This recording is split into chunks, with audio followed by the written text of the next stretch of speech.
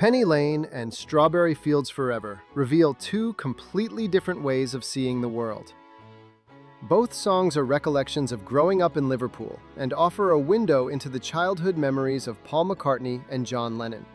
So when John and I were writing songs later, we often used to just hark back to places that we both remembered, you know. Released together as a double A-side single, these tracks capture the duality of the Lennon-McCartney partnership. While they look back at the same city, the way each Beatle brings that past to life couldn't be more different. But how exactly do these songs reflect the worldviews of their creators, and what do they reveal about where they came from? Penny Lane is McCartney's ode to a real location, bright, full of life, and grounded in vivid observational detail. It's kind of central when I was growing up because it is a bus depot. We used to call it a bus depot. So if you take one route of bus and you've got to change routes and go off this way, it's Penny Lane that you change at, you know.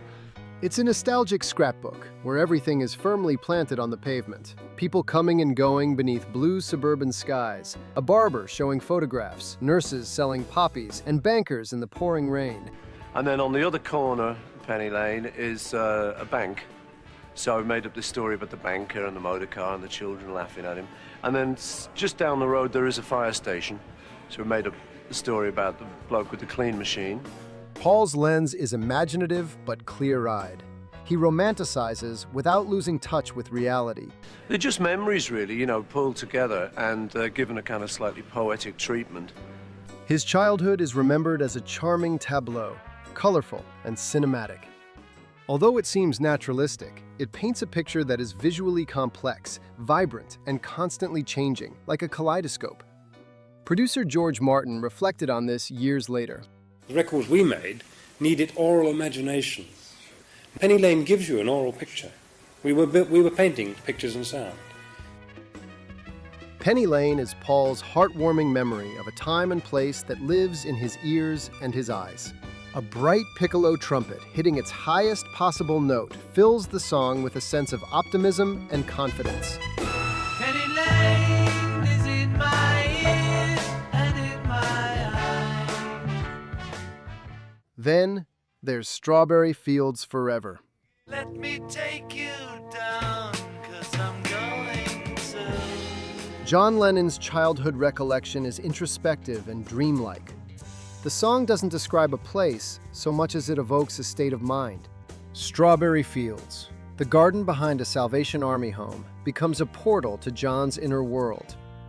Here, the landscape is blurred. Reality and imagination merge. Lennon's childhood isn't a place he sees clearly.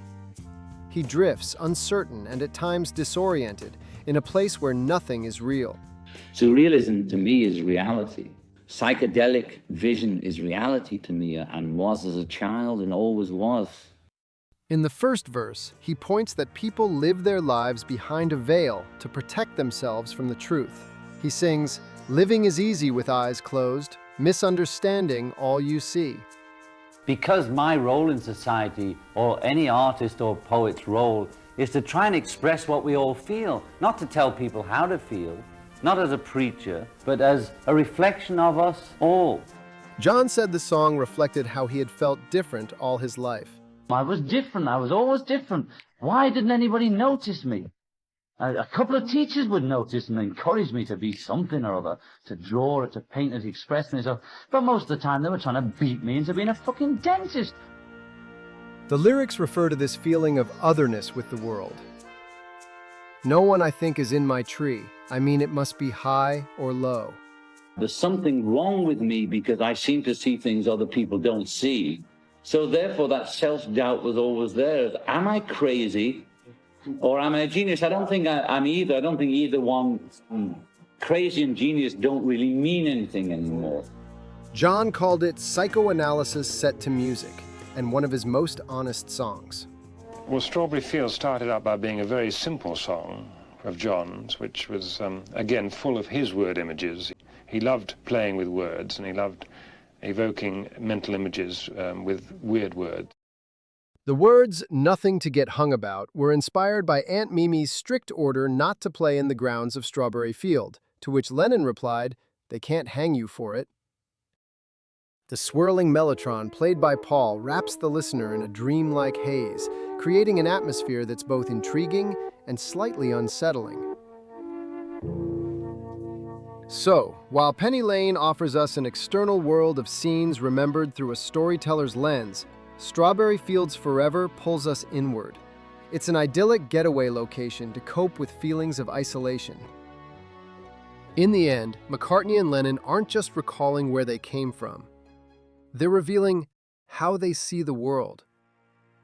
One with assertiveness and clear lines, the other with doubt, shadows, and fog. Penny Lane feels like a fond memory. Strawberry Fields sounds like a dream.